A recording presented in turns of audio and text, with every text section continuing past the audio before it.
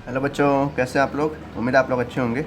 आज हम पढ़ेंगे क्लास 7 का साइंस का chapter 6 physical and chemical changes. ठीक है, इसमें हम जानेंगे कैसे हमारे जो आसपास की डेली जो चेंजेस हो रहे हैं। जैसे क्या होता है कि हम गर्मी में जून जुलाई में क्या होता है, बर्फ़ निकालते हैं फ्रिज से और बाहर रख देते हैं। फिर देखते हैं कि 5 मिनट बाद या 2-3 मिनट बाद वो बर्फ़ क्या होता है, पानी में कन्वर्ट हो जाता है। कैसे होता है, यही सब हमको पढ़ना है। जैसे यहाँ पे दिया है आइस क्यूब कैसे पानी में कन्वर्ट हो जाता है। वैसे ही जो हम लोग चपाती खाते हैं, मम्मी जब आटा सानती है, ये आटे के बाद कैसे एक रोटी बन जाता है। ठीक है, ये कौन सा चेंज है, रिवर्सिबल चेंज है कि इरिवर्सिबल चेंज है, सारे हमने क्लासेस में पढ़ा है। इसको बस यहाँ पर क्या करेंगे, हम रिवाइज एक तरह से करेंगे।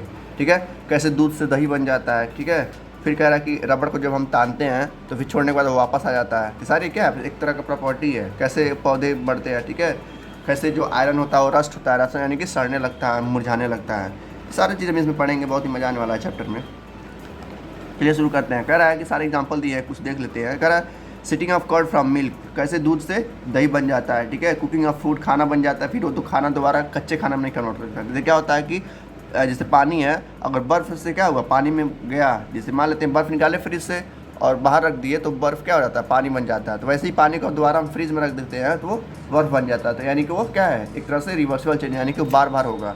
लेकिन कुछ चीज़ें ऐसी होती हैं जो बार बार नहीं हो सकती, जैसे कि ये रोटी, अगर एक बार रोटी पक गया तो दोबारा ये आटा नहीं बन सकता। ठीक है, वैसे ही ये पौधे हो रहे हैं, एक बार मतलब ग्रो हो गए हैं तो दोबारा ये सीड में नहीं आ सकते। ठीक है, तो एक तरह से क्या है, एक तरह का अलग अलग प्रोसेस है। इसी में दो प्रोसेस आते हैं, पहला आता है हमारा फिजिकल चेंज और दूसरा आता है केमिकल चेंज। फिजिकल चेंज क्या होता है, देखिए, तो फिजिकल चेंज को वो कहेंगे जो क्या क्या बस चेंज हो, उसका शेप चेंज हो। ठीक है, साइज चेंज हो, कलर चेंज हो, मास चेंज हो, वॉल्यूम चेंज हो और स्टेट ऑफ सब्सटेंस, यानी कि एक तरह से पूरी तरह से ख़त्म नहीं होगा। ठीक है, जैसे बर्फ़ था हमारा, वो क्या है, एक तरह से फिजिकल चेंज है। बर्फ़ था हमारा, पानी बन गया, फिर पानी से बर्फ़ बन जाएगा, तो एक तरह क्या है, फिजिकल चेंज है। फिजिकल यानी कि ये अपने मास को चेंज करेगा, अपने साइज़ को चेंज करेगा, अपने कलर को चेंज कर सकता है, लाल से पीला हो सकता है। ठीक है, वॉल्यूम को चेंज कर, वॉल्यूम यानी कि उसका जो ठोस होगा, यानी कि जो उसका वेट होगा वो चेंज हो सकता है। तो ये सारी चेंजेस किसमें होंगी, फिजिकल चेंज में, यानी कि शारीरिक रूप से जो चेंज हो रहा है। नेक्स्ट हमारा केमिकल चेंज। केमिकल चेंज जाहिर सी बात है खतरनाक होता है, और एक बार चेंज हो गया तो दोबारा थोड़ा केमिकल आने में दिक्कत होगा।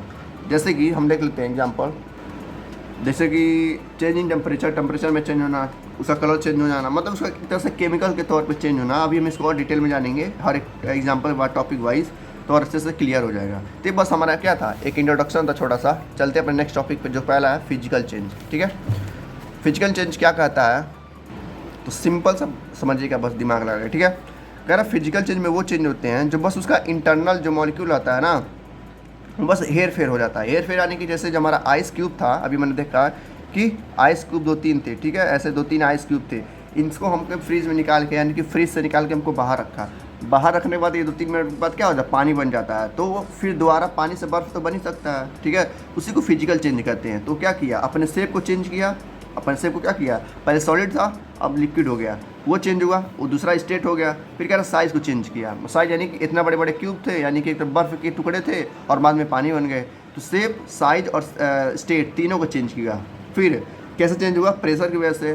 प्रेशर यानी कि दबाव की वजह से। टेम्परेचर बढ़ा होगा, मतलब गर्मी बढ़ी होगी, तभी तो ये बर्फ़ पिघल के पानी हो गया। ठीक है, प्रेशर और टेम्परेचर या मोशन की वजह से। जैसे हम लोग लेके जाते हैं कहीं पे, ऐसे मान लीजिए बर्फ़ पेन क्या है, एक बर्फ़ है, जब इसको हम लेके जाते हैं तो इसका मोशन होता है। इसका मोशन होने के बाद इसमें क्या होता है, हवाएं जाती हैं, हवाएं इसमें लड़ती हैं और उसको गलाती हैं। तो 2-3 मिनट बाद ये क्या होगा, गल के पानी हो जाता है। तो वही कह रहा है, बस हमको ध्यान से बस समझना है कि जिसे अगर नहीं याद हो रहा है एग्ज़ाम में आ गया, तो याद नहीं है हमको, भूल गए हैं, तो दिमाग में अपने बर्फ़ को एक फिगर बनाइए। ठीक है, और सोचिए कि वो कैसे पिघलता है। टेम्परेचर से पिघलेगा।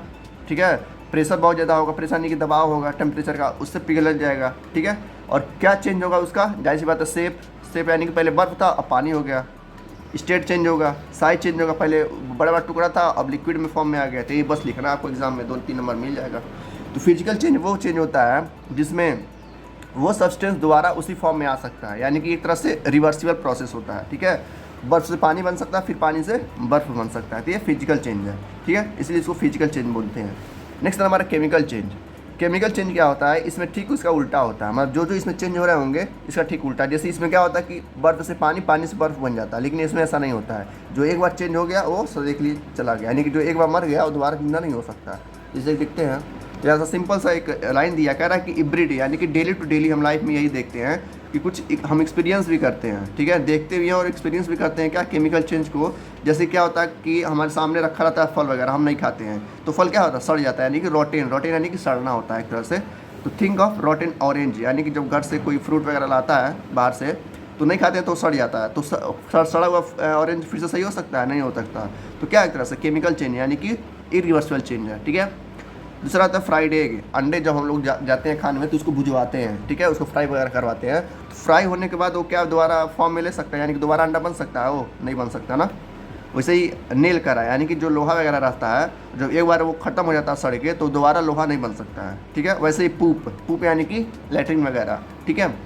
All this things involve an object matter going through the process. कह रहा है जितने भी चीज़ें हम लोगों ने एग्जाम्पल देखा, सड़ा हुआ फल था, ठीक है, भुजा हुआ अंडा था, लोहा था, पूप था, जो भी मतलब हम लोग देखते हैं, पका हुआ खाना था, ठीक है, ये सारी चीज़ें क्या हैं, ये रिवर्स नहीं हो सकती, यानी कि इरिवर्सिबल। तो ये कह रहा है कि can process date can never reverse, यानी कि कभी भी वो रिवर्स नहीं हो सकती, दोबारा अपने फॉर्म में नहीं आ सकती, उसी को हम क्या बोलेंगे, केमिकल चेंज बोलेंगे। और क्लासिक्स में क्या बोल देते हैं, इरिवर्सिबल चेंज, यानी कि जो वापस ना आ सके, ठीक है। और देखते हैं नेक्स्ट पॉइंट। सेकेंड पॉइंट बस यही कह रहा है कि जो हमारा फिजिकल चेंज था ना, वहाँ पर क्या हो रहा था, वो अपने मतलब पुराने प्रोसेस में यानी कि पुराने स्टेट पे चला आ रहा था, यानी कि बर्फ़ से पानी, पानी से बर्फ़ हो जा रहा था, ठीक है। तो यहाँ पर ऐसा नहीं होगा। तो वही कह रहा है कि unlike physical change, chemical change can not be reversed. ये सारे पॉइंट आपको लिखना पड़ेगा एग्जाम में कि फिजिकल चेंज की तरह केमिकल चेंज अपने वापस फॉर्म में नहीं आ सकता, ठीक है। तो हो सकता है दोनों में डिफरेंस भी आ जाए तो और आसान हो जाएगा, बस इसका उल्टा लिखते जाना है। केमिकल में chemical can not be reverse, example लिख दीजिएगा, और कुछ और दिया कि जिस फिजिकल में स्टेट चेंज हो जाता है, शेप चेंज होता है, साइज चेंज होता है, इसमें कुछ नहीं चेंज होता, हमेशा के लिए खत्म हो जाते हैं। जैसे कि कुछ और देखते हैं, कह रहा है देयर आर यूजुअली वन और more than new substance form by created by change. कह रहा है जो केमिकल्स चेंज होता है ना, उसमें से एक या एक से अधिक नए सब्सटेंस फॉर्म होते हैं। जैसे कि मान लेते हैं कोई एक सब्सटेंस है जो कि अगर वो ख़राब हुआ तो एक से ज़्यादा वो क्या करेगा, सब्सटेंस फॉर्म होगा। जैसे कि एक गैस है, ठीक है, कोई केमिकल गैस है किसी और फॉर्म में गया तो क्या करेगा, लाइट भी होगा, उसमें स्मेल होगा, फायर हीट भी पकड़ेगा और कलर भी चेंज कर सकता है। जैसे गैस होता है ना, जैसे जो गैस वगैरह लोग छोड़ते हैं कार्बन डाइऑक्साइड, तो क्या होगा, बदबू भी करता है, ठीक है, नुकसान भी पहुंचाता है, मतलब एक तरह से कई सारे चेंजेस होते हैं और फिर वो दोबारा अपने रिवर्स फॉर्म में नहीं आ सकता। तो वही कह रहा है chemical change may also be accompanied by the formation of solid in the form of precipitate and in some cases accompanied by a gain or loss of energy। क्या वही कह रहा है कि अगर केमिकल चेंज में एक बार जो चेंज हो गया दोबारा रिवर्स नहीं हो सकता है, चाहे वो एनर्जी हो, ठीक है, चाहे वो मतलब कुछ भी हो, ठीक है। जैसे यहाँ पर दो एक्टिविटी दिया गया है। पहला एक्टिविटी था फिजिकल चेंज का, यहाँ पर बर्फ़ लिया है, बर्फ़ को यहाँ पर पानी में कन्वर्ट कर दिया, फिर ये पानी चाहे तो बर्फ़ में कन्वर्ट हो सकता है, फ्रिज में डाल देंगे हो जाएगा। लेकिन यहाँ पर अंडा है, एक बार अंडा ऑमलेट बन गया फिर वो ऑमलेट अंडा नहीं बन सकता, तो इससे क्या है, एक केमिकल चेंज। तो ये था हमारा सिंपल सा टॉपिक। नेक्स्ट है, यहाँ पर कई सारे एग्जांपल दिए गए हैं, लगभग 10 एग्जांपल दिया गया है केमिकल चेंज का, जो अपने घर पे आप देख सकते हैं और कर भी सकते हैं, ठीक है। तो इसको ध्यान से सुनिएगा और समझिएगा, क्योंकि एग्जाम में यही सब एग्जाम्पल आपको लिखने पड़ेंगे, 3-4 नंबर में पॉइंट में आएगा। तो सबसे पहला था बेकिंग केक्स, केमिकल चेंज, जाहिर सी बात है। और केक कोई बनाता है तो भूजने के बाद जब बेकिंग सोडा केक में कन्वर्ट हो जाता है तो केक दोबारा फिर वापस फॉर्म में नहीं आ सकता। जैसे हम लोग केक वगैरह खाते हैं, मुंह पे पोत देते हैं, तो फिर केक क्या हो सकता है, असली फॉर्म में, यानी कि दोबारा फॉर्म में नहीं आ सकता, यानी कि टाइम में पीछे जाना पड़ेगा उसको सही करने के लिए, जो कि इम्पॉसिबल है अभी, ठीक है। फिर कह रहा है रस्टिंग नेल्स और मेटल्स ऑफ एल्युमिनियम, यानी कि जो मेटल वगैरह रहते हैं जैसे लोहा वगैरह हो गया, ठीक है, एल्युमिनियम हो गया, वो सब सड़ने लगते हैं, यानी कि सड़ के टूटने लगते हैं, दाना दाना छोटे छोटे टुकड़े में टूटने लगते हैं। तो ये क्या होता है, फिर सही नहीं हो सकता, यानी कि जो टूट गए हैं वो फिर सही नहीं हो सकता है। तो दूसरा थर्ड एग्जाम्पल आता है burning of wood, log, lighting अस्टमच, यानी कि मैच। जैसे क्या होता है, जब लकड़ी जलता है ना, तो लकड़ी जलने के बाद फिर वो लकड़ी के फॉर्म में नहीं आ सकता है। जैसे मान लेते हैं ये क्या है, हमारा जो पेन है ये एक लकड़ी है, तो लकड़ी अगर यहाँ से जल के ख़त्म हो गया, तो जल ख़त्म होने के बाद ये फिर से लकड़ी नहीं बन सकता। तो वही यहाँ पर कह रहा है कि लकड़ी क्या है, एक तरह से केमिकल चेंज है। एक्सप्लोडिंग फायरवर्क, यानी कि जो हम लोग दिवाली में पटाखा फोड़ते हैं वो भी क्या है, केमिकल चेंज है, मानी कि एक तरह से इरिवर्सिबल चेंज है, ठीक है। तो वो भी अब वापस फॉर्म में नहीं आ सकता। वैसे ही बनाना या कोई भी फल एक बार पक गया तो फिर वो कच्चा नहीं हो सकता, कच्चा हो सकता है क्या, नहीं हो सकता है। फिर वैसे ही पचा हुआ खाना भी जो हम लोग खाते हैं, बर्गर वगैरह, मैगी वगैरह खाते हैं, ठीक है, चाट वगैरह, फुल्की वगैरह खाते हैं, एक बार खा लिए तो दोबारा वो क्या हो सकता है, मतलब दोबारा फुल्की नहीं, मतलब पेट से बाहर नहीं आ सकता ना, किसी और रास्ते से बाहर निकलेगा। तो ये कह रहा है कि डाइजेस्टेड फूड भी, यानी जो खाना पच गया है वो फिर से खाना फॉर्म में नहीं आ सकता। फिर कह रहा है mixing of acid with a base producing water and salt, यानी कोई ऐसा, अभी हमने पीछे चैप्टर में पढ़ा एसिड बेस सॉल्ट, तो उसी का एक एग्जांपल लिया। कह रहा जब आप एक एसिड को और एक बेस को आपस में मिलाएंगे तो जब सॉल्ट प्रोड्यूस करेगा फिर वो वापस फॉर्म में नहीं जा सकता, यानी कि फिर से उसको एसिड और बेस के फॉर्म में अलग अलग नहीं कर सकती, ठीक है। जैसे यहाँ पे क्या होता था, हम एसिड को और बेस को मिलाते थे तो क्या फॉर्म होता था, सॉल्ट फॉर्म होता था, ठीक है। जब सॉल्ट फॉर्म हो गया तो फिर से हम इसको इस फॉर्म में नहीं ला सकते हैं, तो भी क्या हुआ एक तरह से इरिवर्सिबल प्रोसेस हुआ, यानी कि केमिकल चेंज हुआ। केमिकल यानी कि रासायनिक चेंज जो कि एक ही बार हो, बार बार ना हो। फिर कह रहा कोई चिकन वाला, यानी कि एक बार चिकन को बना लिए फिर वो चिकन क्या होगा, जिंदा तो हो नहीं पाएगा बेचारा। फिर कह रहा changing colour of autumn leaves, यानी कि पेड़ों से जो पत्ते गिरते हैं, एक बार पत्ते गिर गए हैं तो फिर वो पत्ता दोबारा जाके पेड़ में नहीं ला सकता, यानी कि नए पत्ते आएंगे। तो पत्ते भी क्या है एक तरह से, क्या है, केमिकल चेंज है। लास्ट एग्जांपल है मिल्क गोइंग गॉन बैड। एक बार जब दूध फट जाता है, नहीं कहते हैं दूध फट गया है, तो एक बार दूध फट जाता है तो फिर से वो मिल्क फॉर्म में नहीं आ सकता। तो ये कुछ एग्जांपल्स थे।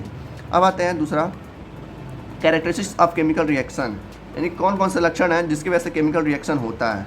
सबसे पहला आता है इवोल्यूशन या ऑब्जॉर्प्शन ऑफ हीट, लाइट और एनी अदर रेडिएशन, मतलब किस किस वजह से केमिकल रिएक्शन होते हैं जो कि दोबारा अपने फॉर्म में नहीं आ सकते। सबसे पहला प्रोसेस है कि किसी, जैसे हीट बहुत ज़्यादा बढ़ जाता है, यानी टेम्परेचर बढ़ने से भी ये केमिकल चेंज हो सकता है, ठीक है। लाइट, यानी कि लाइट अगर पड़ा तो वो भी केमिकल चेंज हो सकता है, या किसी रेडिएशन की वजह से, मतलब कोई जो रेडिएशन वगैरह होता है, धूप का रेडिएशन होता है, धूप की रोशनी पड़ती है, उसके वजह से भी क्या हो सकता है, केमिकल चेंज हो सकता है। जैसे कि when water is added a quicklime heat is evolve, कह रहा जब हम पानी ऐड करते हैं चूना वगैरह में, चूना देखते हैं ना लोग चूना खाते हैं सुरती के साथ, तो उसी चूने में अगर हम पानी एक बार ऐड करें तो क्या होगा, CO क्या है, क्या चूना हो गया। चूना का फुल जो फार्मूला होता है क्या होता है, क्विकलाइम, यानी कि CaO, यानी कि कैल्शियम ऑक्साइड। फिर बोला H2O क्या देगा, कैल्शियम हाइड्रोक्साइड देगा और हीट देगा, यानी कि उसमें हीट निकलेगा। जब आप पानी में, जब चूने में आप पानी मिलाएंगे ना, कभी घर पे अगर कोई चूना वगैरह खाता होगा तो उसमें पानी मिलाएंगे तो मतलब लगभग ज़्यादा चूना चाहिए, लगभग आधा किलो चूना चाहिए हीट को इवॉल्व करने के लिए। थोड़ा चूना रहेगा नहीं होगा, तो ज़्यादा आधा 1 किलो चूना ले लेंगे, जब उसमें पानी डालेंगे तो उसमें से हीट निकलेगा। हीट यानी कि एक तरह से आँच निकलेगा, मुझे ऐसा लगेगा कि उसमें गर्माहट हो रही है, ठीक है। तो एक तरह से क्या है, ये केमिकल चेंज है। तो यही कह रहा है जब कार्बन सल्फर और इससे हीट होगा एक साथ, तो हीट इसमें से क्या होगा, एब्जॉर्ब होगा एंड कार्बन सल्फाइड फॉर्म होगा। जैसे कि यहाँ पर ये दूसरा एग्जांपल है, पहला एग्जांपल था केमिकल वाला और ये दूसरा एग्जांपल है। पहला क्या था हमारा, जब क्विकलाइम किसके साथ, पानी के साथ ऐड होता है, कार्बन डाइऑक्साइड होता है, कैल्शियम हाइड्रोक्साइड प्रोड्यूस होता है, वैसे ही कार्बन को सल्फर के साथ मिलाएंगे तो कार्बन सल्फाइड बनता है, ठीक है। ये दो आपके केमिकल रिएक्शन थे जो आपको एग्जाम में आ सकता है। तो क्या एग्जाम में कैसे आएगा कि राइट एनी टू, जैसे पहला दिया अभी और भी होगा, तो कहेगा कि right any two chemical reaction, मतलब दो ऐसे केमिकल रिएक्शन लिखिए जो कि केमिकल प्रोसेस हैं, ठीक है, या केमिकल चेंज हो रहे हों। तो पहला ये हो जाएगा चूना और पानी, दूसरा क्या हो जाएगा हमारा कार्बन और सल्फर। तो क्या the reaction in which heat is evolve और given is called exothermic reaction, कह रहा है जिसमें हीट निकलता है ना उसे क्या कहते हैं, एक्सोथर्मिक कहते हैं। और जिसमें हीट लगता है, यानी कि पकाने से हम लोग खाना पकाते हैं तो हीट देते हैं ना, हीट निकलता नहीं है, हीट देते हैं तभी तो खाना पकता है, तो उसको हम क्या कहते हैं, इंडोथर्मिक। जिसमें क्या हो, हीट अंदर जाए उसको इंडोथर्मिक, यानी कि हीट कहाँ जा रहा है, अंदर जा रहा है तो इंडोथर्मिक, बाहर आ रहा है तो एक्सोथर्मिक, ठीक है। तो इसका जो दोनों का डिफिनीशन है बहुत इंपॉर्टेंट है एग्जाम के लिए। एक नंबर में या एक ही नंबर में आएगा, 2 नंबर नहीं आएगा, हो सकता है 2 नंबर में भी आ जाए। तो 2 नंबर में आएगा तो एक्सोथर्मिक और इंडोथर्मिक एक साथ आएगा। सिंपल सा बात आपको याद रखना, देखिए डिफिनीशन क्या तेल लेने, उसको छोड़िए, मैं समझा रहा हूँ, बस उसको ध्यान समझ लीजिएगा। देखिए ठीक बता रहा हूँ, एक्सोथर्मिक मतलब, एक्सो मतलब बाहर आना, यानी कि आँच जो है जब हीट है बाहर आता है तो उसे क्या बोलते हैं, एक्सोथर्मिक, यानी कि बाहर आ रहा है, हीट हमारा कहाँ आ रहा है, बाहर आ रहा है। तो ये कह रहा है the reaction in which heat is evolve यानी कि मतलब बाहर आएगा, ठीक है, कहाँ आएगा, बाहर आएगा, ठीक, क्या बोलेंगे, एक्सोथर्मिक। फिर कह रहा है the reaction in which heat is absorb मतलब सोखना, क्या हो रहा है, सोख रहा है, क्या हो रहा है, सोख रहा है, तो उसको इंडोथर्मिक करेंगे, यानी कि क्या हो रहा है, इंड हो रहा है, यानी कि खत्म हो रहा है। तो खत्म कहाँ होगा, जब हम देंगे उसको, जब किसी को पैसा देंगे तो खत्म होता है ना, तो ऐसे इंडोथर्मिक होता है, यानी कि जब हीट देंगे तो उसको इंडोथर्मिक बोलेंगे। तो इस तरीके से याद लिखेंगे। तो ये हमारा पहला कैरेक्टरिस्टिक था केमिकल रिएक्शन का। दूसरा देखते हैं, सेकेंड हमारा जो आता है केमिकल प्रोसेस, वो आता है साउंड में भी प्रोड्यूस। कह रहा है कि साउंड भी प्रोड्यूस हो सकता है। जैसे कह रहा है कि एक एक्टिविटी लिया है जिसमें बेकिंग सोडा लिया है और विनेगर लिया है, ठीक है, और क्या उसमें से इथी वगैरह प्रोड्यूस हो रहा है, कार्बन डाइऑक्साइड गैस इवॉल्व हो रहा है, यानी कि CO2 जो हम लोग छोड़ते हैं, क्या होता है, CO2 तो होता है, जो इसमें प्रोड्यूस हो रहा है। क्या क्या लिया, विनीगर डाइऑक्साइड लिया है। विनीगर कहाँ पड़ता है, अचार वगैरह में पड़ता है। उसका फार्मूला क्या हो गया, CH3COOH, उसको कहते हैं विनीगर ऑक्साइड, ठीक है। उसके साथ क्या लिया, बेकिंग सोडा एसीटेट, यानी कि जो हम लोग पकौड़ा वगैरह में नहीं बनाते हैं बेकिंग सोडा का, वो लिया है, ठीक है। विनेगर लिया है और पकौड़ा वाला बेकिंग सोडा लिया है, और दोनों को मिला दिया आपस में, तो क्या प्रोड्यूस हो रहा है, CO2 यानी कि कार्बन डाइऑक्साइड जो हम लोग छोड़ते हैं। फिर वाटर प्रोड्यूस हो रहा है, उसमें से सोडियम प्रोड्यूस हो रहा है। सोडियम का फॉर्मूला क्या है, CH3COO, ठीक है। इस तरीके से ये दूसरा फार्मूला यानी कि दूसरा केमिकल चेंज है, जो कि ये दोबारा अपने फॉर्म में नहीं आ सकते हैं। तो ये भी देख लीजिएगा, उतना इंपॉर्टेंट नहीं है, लेकिन फिर भी आप लोग एक बार याद करके लिखिएगा। फिर इवोल्यूशन ऑफ गैस, यानी कि हम रिएक्शन करा रहे हैं, उसमें से गैस निकल रहा है। कौन सा गैस निकल रहा है, इसमें से भी CO2 निकल रहा है। तो हो सकता है एग्जाम में आपके पूछ ले, इन दोनों में से कोई ऐसा केमिकल रिएक्शन बताइए जिसमें से गैस निकले। कौन सा गैस, CO2 निकले। तो दोनों में से कोई एक बना दीजिए, लिख दीजिए। ये तो मान लो आपको हार्ड लग रहा होगा, तो ये वाला याद करके लिख दीजिएगा, ठीक है, क्योंकि दोनों में CO2 निकल रहा है, इसमें भी CO2 निकल रहा है, इसमें भी CO2 निकल रहा है। तो इवोल्यूशन ऑफ गैस लिख दीजिएगा। इसमें क्या क्या है, इसमें कह रहा है सॉलिड कैल्शियम कार्बोनेट है। कैल्शियम कार्बोनेट का फार्मूला CaCO3, ठीक है, CaCO3, ठीक है, ये कैल्शियम कार्बोनेट का फार्मूला होता है। इसको किससे मिलाएंगे, हाइड्रोक्लोरिक एसिड के साथ, जो कि हमारे पेट में एसिड होता है ना, उसको नाम HCl है। यही वाला HCl लेंगे, यानी कि पेट से नहीं निकालेंगे, वो आपको मैम लोग देंगी एक तरह का, जब एक्टिविटी कराते हैं लोग स्कूल में। अगर होता है एक्टिविटी तो बहुत बढ़िया है, लेकिन नहीं होता है तो आप लोग एक तरह से याद रखिएगा। तो क्या कौन सा गैस प्रोड्यूस होगा, CO2 का क्या सब्जेक्ट ले रहे हैं, कैल्शियम कार्बोनेट ले रहे हैं और HCl ले रहे हैं। HCl कहाँ से ले रहे हैं, अपने पेट से नहीं, बाहर से खरीद के, ठीक है। और कैल्शियम कार्बोनेट लेना, दोनों को जब आपस में मिलाएंगे तो क्या प्रोड्यूस होगा, कैल्शियम क्लोराइड, वाटर और कार्बन डाइऑक्साइड। तो कार्बन डाइऑक्साइड वाला पूछेगा कि ऐसे रिएक्शन का नाम बताइए जो कि केमिकल चेंज है और उसमें से गैस निकल रहा है। कौन सा गैस, CO2। तो कोई दोनों में से एक लिख दीजिएगा। तो हमको लग रहा है आप लोग यही याद करेंगे, क्योंकि ये छोटा और आसान भी है।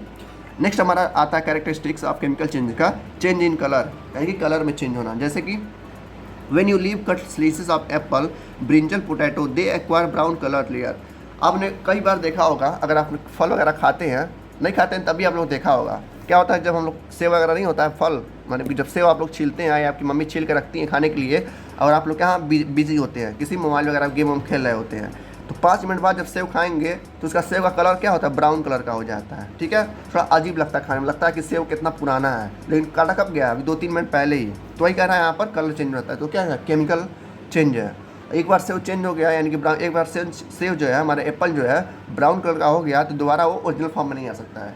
ओरिजिनल फॉर्म में लाने के लिए ना उसको फिर टाइम में पीछे जाना पड़ेगा, आपको तुरंत खाना पड़ेगा, जो कि इम्पॉसिबल है, यानी कि टाइम ट्रैवलिंग अभी इम्पॉसिबल है। तो ये था हमारा चेंज इन कलर। 5वां आता है हमारा चेंज इन स्मेल और new smell is given of, यानी कि कोई ऐसा पदार्थ होगा, यानी कि कोई ऐसा केमिकल सब्सटेंस होगा जो पहले स्मेल अलग होगा, और केमिकल चेंज होने के बाद, यानी कि बदलने के बाद कुछ दूसरा चेंज होगा। जैसे कि कह रहा है एक्सप्लोजिव, जो हम दिवाली में पटाखे वगैरह नहीं फोड़ते हैं, जब उसको लाते हैं मार्केट से खरीद के, तो उसका मतलब स्मेल, उसका जो खुशबू रहता है अलग रहता है, ठीक है।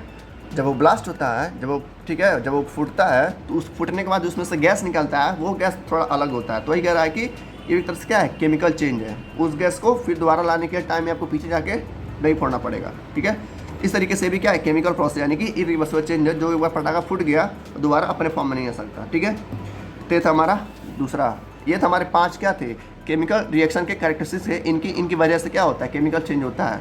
तो इनको नाम लिखना है बस, जैसे evolution of gas, change in colour, और एग्जांपल आ गया इवोल्यूशन ऑफ गैस का, तीव्र लिख दीजिएगा। अब आते हैं रस्टिंग ऑफ आयरन पे, कि कैसे जो लोहा होता है धीरे धीरे पिघल के ख़त्म हो जाता है। उनको सालों लगते हैं, साल भर, 2 साल, 3 साल, 4 साल, 50 साल तक लग जाते हैं मोटे मोटे लोहों को ख़त्म करने के लिए। तो कह रहा है जब आयरन या स्टील एक्सपोज किया जाता है वेदर में, यानी कि रखा जाता है वेदर में, तो वो रस्ट हो जाता है। वेदर यानी कि एक तरह से बाहर रखा जाता है, छत पे नहीं रख देते हैं लोग लोहा वगैरह। तो आप लोग 1 महीना बाद, 2 महीना बाद देखेंगे उसके ऊपर ब्राउन कलर का एक लेयर जम जाता है। वही लेयर धीरे धीरे ख़त्म होते होते 3, 4, 5 साल में पूरी तरह से लोहा क्या होता है, सड़ के ख़त्म हो जाता है। तो उसी को हम रस्टिंग कहते हैं, यानी कि रस्टिंग ऑफ आयरन। और ये किसके प्रेजेंस में होता है, ऑक्सीजन की। जैसे हम जब सांस लेते हैं, सांस कहाँ से ले रहे हैं, बाहर से, एटमॉस्फेयर से।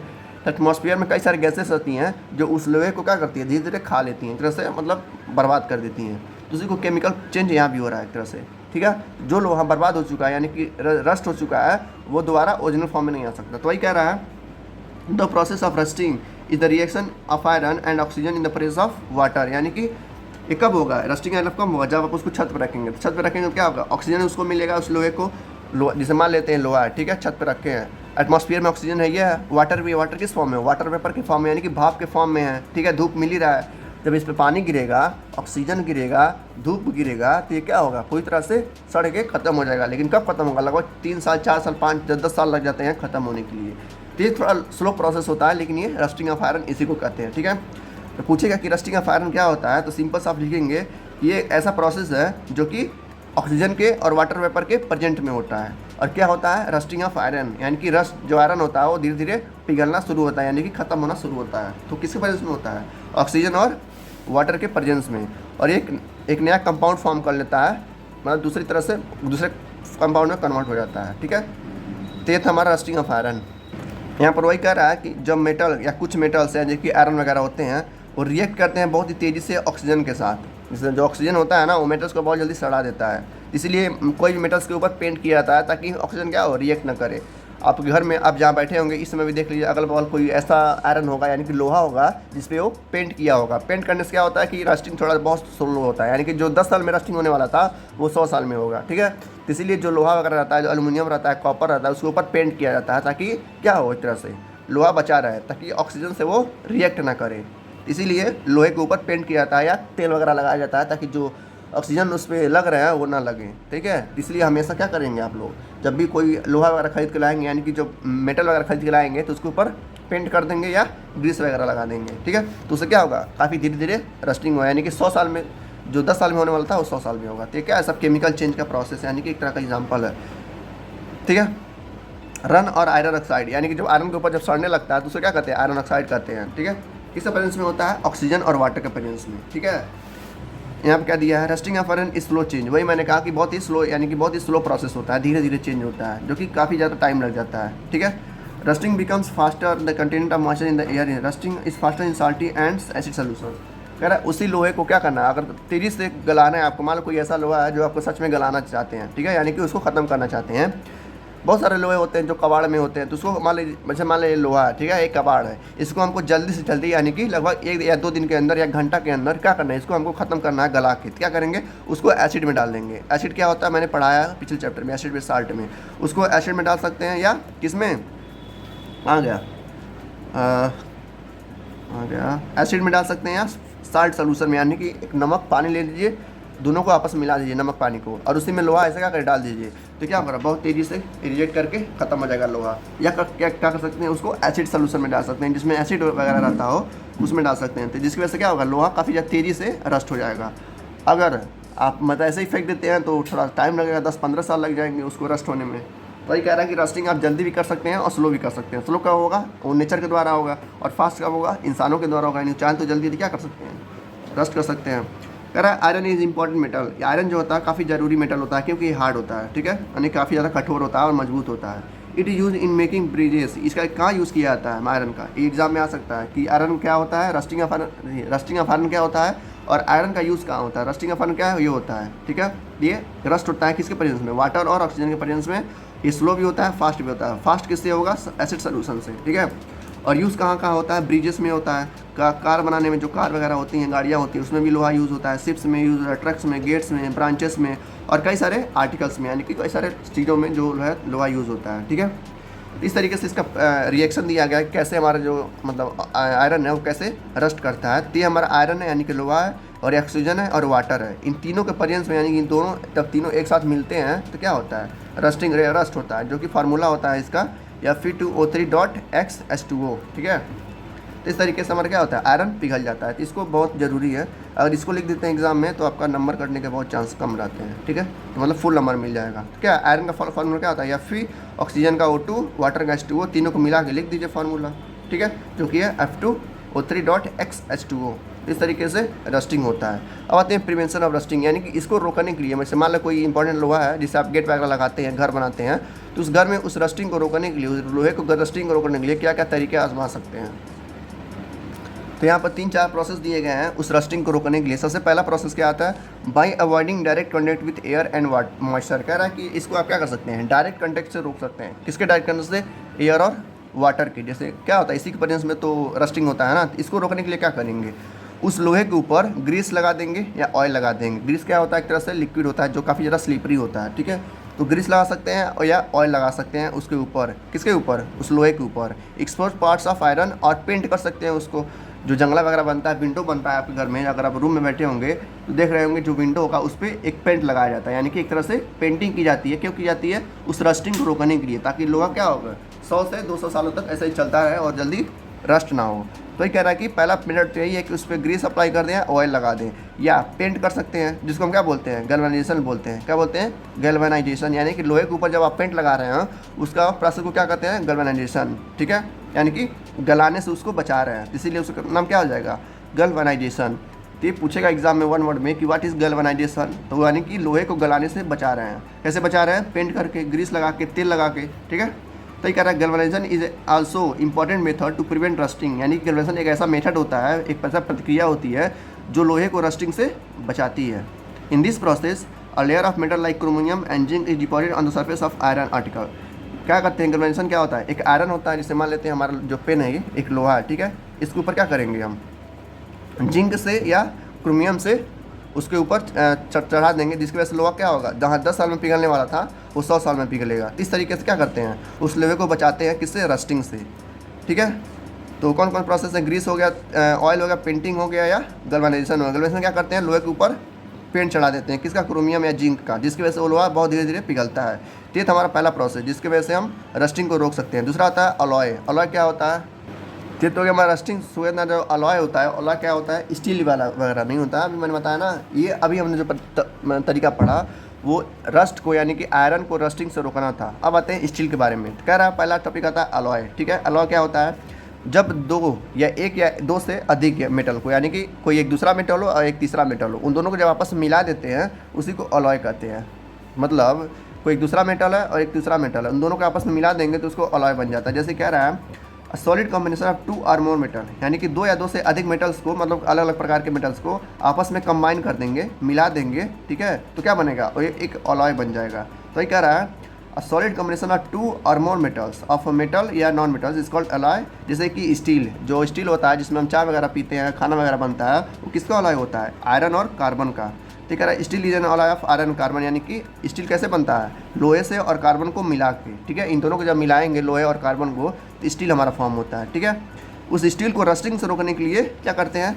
व्हेन मिक्स्ड विथ निकल, chromium, molybdenum and titanium it becomes stainless steel, यानी कि इन मेटल्स को आपस में मिलाते हैं तब जाके हमारा स्टील मिलता है। इसीलिए जो स्टील की बर्तनें होती हैं वो काफ़ी ज़्यादा क्या होती है? महंगी होती हैं। क्यों महंगी होती हैं? क्योंकि उसमें कई तरह के मेटल्स होते हैं। जैसे उसमें क्या होता है? निकल होता है, क्रोमियम होता है, ठीक है, मोलिब्डेनम होता है, फिर टाइटेनियम होता है। ठीक है, ये सब मिल के स्टेनलेस स्टील बनाती हैं। जैसे जो मिल्टन का बॉटल होता है वो भी तरह से क्या होता है? स्टेनलेस स्टील होता है, इसलिए वो बहुत महंगा मिलता है, 1000 के ऊपर मिलता है। ठीक है, तो होगा हमारा स्टील। स्टील कैसे बनता है? अलॉय से। अलॉय क्या होता है? जब 2 या 2 से अधिक मेटल को आपस में कंबाइन करते हैं या नॉन मेटल को आपस में कंबाइन करते हैं तो अलॉय बनता है। उस अलॉय के से हम स्टील बनाते हैं।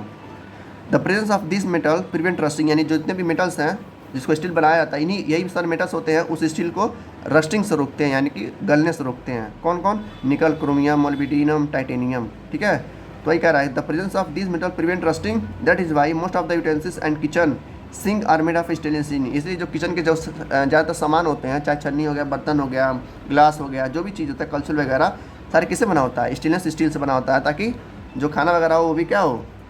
शुद्ध हो और वो रस्टिंग से बचा रहे। तो ये होता है हमारा अलॉय, यानी कि हम 2 चीज़ें, रस्टिंग ऑफ आयरन देखा और रस्टिंग ऑफ स्टील देखा। अब आते हैं क्रिस्टलाइजेशन। ये क्या होता है? तो जो हमारा क्रिस्टलाइजेशन होता है, ठीक है, वो एक ऐसा टेक्निक होता है, एक ऐसा प्रोसेस होता है जिसमें क्या करते हैं? एक लोहे को, यानी कि एक सॉलिड सब्सटेंस को सेपरेट करते हैं।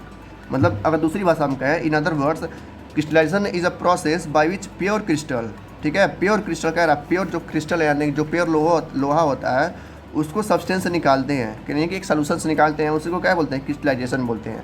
जैसे मान लेते हैं एक सॉलिड सोल्यूशन है या एक सॉलिड है जिसको अलग अलग करना है। जैसे मान लेते हैं अलग था ना, अभी 2-3 चीज़ों से बना था, तो वैसे ही मान लेते हैं कोई सॉलिड है जो 1-2 चीज़ों से बना है, उन दोनों का अलग अलग करना है। तो हम क्या करेंगे? किसका यूज़ करेंगे? क्रिस्टलाइजेशन का। तो अगर इसका डेफिनेशन लिखना होगा सिंपल सा, तो यही लिखेंगे कि एक ऐसा प्रोसेस होता है, ठीक है, जिसमें क्या करते हैं? प्योर सब्सटेंस को या प्योर क्रिस्टल को निकालते हैं, यानी कि सेपरेट करते हैं उसके सॉल्यूशन से। ठीक है, उसी को हम क्या बोलते हैं? क्रिस्टलाइजेशन बोलते हैं। तो सिंपल सा ये डिफिनीशन आपको याद करिए, समझ लीजिएगा। कह रहा है कि crystallization is a process by which pure crystal, कौन सा crystal? Pure crystal of substance और ऑब्टेन फ्रॉम इट्स सॉल्यूशन। ठीक है, ये कैसे होता है? If you closely observe sugar and common salt, you will see that all the particles of common salt and sugar uniform shape and size, that means cubical, such cubic structure called crystal, यानी कि जो आपने चीनी देखा होगा ना, चीनी जो चाय में पत्ता है, ठीक है, या नमक देखा होगा, उन सारे को अगर देखा होगा तो देखते होंगे क्रिस्टल फॉर्म में रहते हैं, यानी कि छोटे छोटे दाने रहते हैं, उसी दानों को हम कहते हैं क्रिस्टल, यानी कि क्रिस्टलाइजेशन कहते हैं। तो जब साल्ट को यानी कि नमक को पानी में मिलाएंगे, ठीक है, तो क्या एक सोल्यूशन तैयार होता है। फिर उस सोल्यूशन से नमक को निकालना होगा, कैसे निकालेंगे, उसी को प्रोसेस करते हैं क्रिस्टलाइजेशन। कैसे निकालेंगे, देखो उसको क्या करेंगे, बॉइलिंग करेंगे, यानी कि बॉयल करेंगे, किसको, साल्ट सोल्यूशन के, यानी जिसमें हम नमक मिलाए हैं पानी में, उसको उबालेंगे और तब तक उबालेंगे जब तक कि पानी पूरी तरह से ख़त्म ना होगा। जब पूरी तरह से पानी इवोपरेट हो जाएगा, पूरी तरह से ख़त्म हो जाएगा, तो लास्ट में क्या बचेगा, बस नमक बस बचेगा। इस तरीके से हम नमक को बाहर निकाल सकते हैं, यानी कि क्रिस्टलाइजेशन कर सकते हैं। वैसे ही इसमें भी होता है, चीनी में भी, चीनी का भी पानी क्या कर सकते हैं, यानी कि पानी से चीनी को अलग कर सकते हैं। कैसे, क्रिस्टलाइजेशन के प्रोसेस से।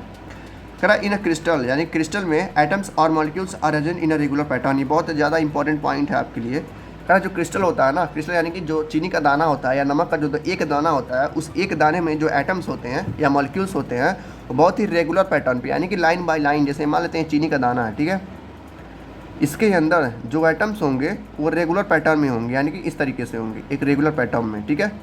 इस तरीके से मान लेते हैं चीनी का दाना, तो चीनी के दाने के जो अंदर एटम्स और मॉलिक्यूल्स होंगे एक रेगुलर पैटर्न में होंगे। जैसे आप लोग क्लास में बैठते हैं लाइन बाय लाइन या प्रेयर करते हैं लाइन बाय लाइन, तो वैसे इसमें भी क्या होते हैं, जो एटम्स और मॉलिक्यूल्स रहते हैं वो लाइन बाय रेगुलर पैटर्न यानी कि बैठे रहते हैं। एटम्स और मॉलिक्यूल क्या होते हैं, एटम सबसे छोटा यूनिट होता है किसी भी एक सब्सटेंस का, और मॉलिक्यूल्स थोड़ा उससे बड़े होते हैं। मॉलिक्यूल जैसे कि जो चाक वगैरह होता है, उसका गर्दन नहीं उड़ता है चाक का, उसी को मॉलिक्यूल कहते हैं। तो एटम्स के बड़े क्या होते हैं, मॉलिक्यूल्स होते हैं, और सबसे छोटे कौन होते हैं, एटम्स।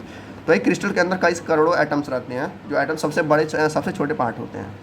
तो क्या हो गया, क्रिस्टल के अंदर एटम्स और मॉलिक्यूल अरेंज रहते हैं कैसे फॉर्म में, रेगुलर पैटर्न में, यानी कि line by line. Next point का the crystal of common salt alum sugar etcetera obtain from the solution by water by the process of crystallisation. जाहिर सी बात है, यही मैंने बताया अभी जस्ट। जितने भी सोल्यूशन है, चाहे साल्ट सोल्यूशन हो, साल्ट सोल्यूशन यानी कि पानी में पानी हो और सोल्यूशन नमक को मतलब घोल दिए हैं, ठीक है। एलम हो, एलम एक तरह का फिटकरी होता है, जैसे शुगर चीनी को जो हम पानी डाल सकते हैं, इन तीनों को हम अलग अलग कर सकते हैं फिर से। मतलब कि अगर आप नमक को पानी में घुल दे रहे हैं या चीनी को पानी में घुला दे रहे हैं, घुलने के बाद हम तीनों का कर सकते हैं, फिर से चीनी को निकाल सकते हैं। कैसे निकाल सकते हैं, क्रिस्टलाइजेशन के प्रोसेस से। तो ये वाला एग्जांपल जो है, यानी कि जो डिफिनीशन है, काफ़ी इंपॉर्टेंट हो जाता है, 1 या 2 नंबर में आएगा। क्या लिखेंगे, एक ऐसा प्रोसेस होता है जो साल्ट सोल्यूशन को, शुगर सोल्यूशन को हम ऑब्टेन कर सकते हैं वाटर से। कैसे, किस प्रोसेस से, क्रिस्टलाइजेशन के प्रोसेस से, ठीक है। ये था हमारा क्रिस्टलाइजेशन, जिसकी वजह से हम क्रिस्टल को बाहर निकाल सकते हैं, ठीक है। यहाँ पर कुछ डिफरेंस दिए गए, मैंने कहा था ना कि डिफरेंस आएगा फिजिकल चेंज और केमिकल चेंज में। इसका स्क्रीनशॉट ले लीजिएगा और लिख लीजिएगा कॉपी में, जो कि जरूरी है। 3 नंबर में आता है, 3 पॉइंट दिया, 3 पॉइंट लिख के चले जाइएगा। पहला क्या है, फिजिकल चेंज में कोई सब्सटेंस नहीं फॉर्म होता है, यानी कि जो बर्फ़ होता है पानी बन जाएगा, फिर पानी से बर्फ़ बन जाएगा। लेकिन केमिकल चेंज में ऐसा नहीं होता है, वो किसी और फॉर्म में चेंज होता है और वो फॉर्म दोबारा ओरिजिनल फॉर्म में नहीं आ सकता। वैसे इसमें कह रहा है कि जो फिजिकल चेंज होता है उसका शेप भी चेंज हो सकता है, साइज चेंज, स्टेट चेंज हो जाएगा, ठीक है। लेकिन इसमें ऐसा कुछ नहीं होगा, ठीक है। और ये जो होता है फिजिकल चेंज वो रिवर्सिबल चेंज होता है, यानी कि वो वापस आ सकता है। भाई पानी से बर्फ़ बन सकता है और बर्फ़ से पानी बन सकता है, ठीक है, फिर रिवर्सिबल चेंज, और ये इरिवर्सिबल चेंज है। तो बस इतना ही था आपका चैप्टर। मिलते हैं नेक्स्ट चैप्टर में, तब तक ये thank you, good luck, take care.